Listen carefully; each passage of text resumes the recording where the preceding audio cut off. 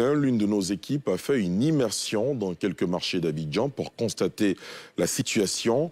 Produits manufacturés ou vivriers, poissons fumés et autres aliments subissent la spéculation malgré des prix encore fixes sur quelques produits.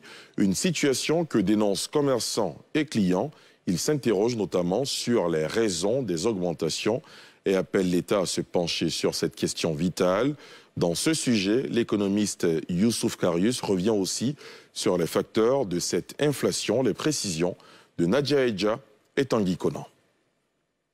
Stop à la vie chère. Libérez nos prix. Nous voulons juste vivre. Ou encore stop à la vie chère. Des publications de plus en plus fréquentes sur la toile, comme pour exprimer le ras-le-bol de la population face à l'inflation constatée ces dernières semaines. Des plaintes qui se poursuivent jusque dans les marchés. Voici 2 semaines qu'Awa Sémé n'avait pas mis les pieds dans ce marché à Adjamé. Venue faire ses achats, c'est avec surprise qu'elle découvre la hausse des prix des produits. Je suis partie faire retrait tout de suite là pour augmenter mon argent de marché parce que vraiment je n'ai pas prévu ça pour venir. J'ai fait le marché, je suis arrivé quelque part seulement, mon argent est fini. Je suis obligé d'aller faire retrait encore. C'est difficile. Même réalité chez les commerçants. Avec cette flambée des prix, difficile de mener convenablement son business. Djungre là, on prenait le seau à 8 000. Alors on prend le seau à 13 500. Tout augmenté, arraché là. On prend le sac. Avant c'était 60 000. Alors on passe à 90 000. Tu peux mettre 200 000 francs pour venir faire tes achats. Et tu n'arrives même pas à vendre quelque chose de 50 000 francs. Des fois même tu mets ton argent dedans et tu t'en sors pas. Dans ce marché à Marcory, c'est le même constat. Commerçants, clients, tous sont exaspérés. Les consommateurs, on est lésés en Côte d'Ivoire. Le foyer, on fait comme avec nos enfants. Tout est cher, c'est compliqué. Moi, je suis une mère de famille de 4 enfants. C'est comment? Monsieur, lui, a prévu de donner, par exemple, un budget de 50 000 par mois.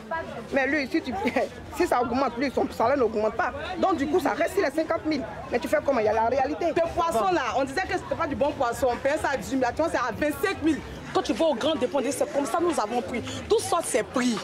Au moins, on peut augmenter de 500 000 francs, mais 3 000 francs sur le carton, et c'est le même poids du poisson. Une situation expliquée par cet économiste. Il faut savoir qu'il y a eu, pendant la crise du Covid, un blocage complet des économies nationales et internationales. Naturellement, quand les productions prennent du mal à redémarrer, forcément, ça crée une raréfaction naturelle des biens de consommation, ce qui crée justement cette envolée des prix. Ce n'est pas parce qu'une denrée alimentaire est produite en Côte d'Ivoire qu'elle n'est pas soumise à des influences extérieures. En plus de la conjoncture mondiale, il faut tenir compte des facteurs endogènes, tels que la pluviométrie, qui impactent à divers niveaux les produits. En général, c'est la pluie.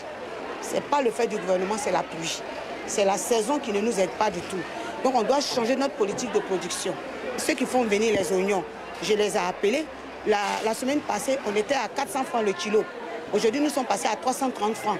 Et les prix commencent à baisser. Et puis après, ça monte. Maintenant, s'agissant de l'oignon, il y a une partie qui vient du Burkina, Niger, Mali. Bon, avec ce qui se passe aussi avec le Mali, il y a des produits qui viennent de là-bas qui ne peuvent plus venir. Pour s'imprégner de la situation et pallier le problème, le Conseil national de lutte contre la vie chère s'est rendu dans les marchés. La secrétaire exécutive a invité les commerçants à se conformer aux prix réglementés. Il s'agit aussi de lancer cet appel aux commerçants pour qu'ils n'en rajoutent pas, pour qu'ils adoptent un comportement de responsabilité. Oui, il y a des difficultés. Oui, il y a l'évolution des prix mondiaux. Mais il s'agit de ne pas en rajouter.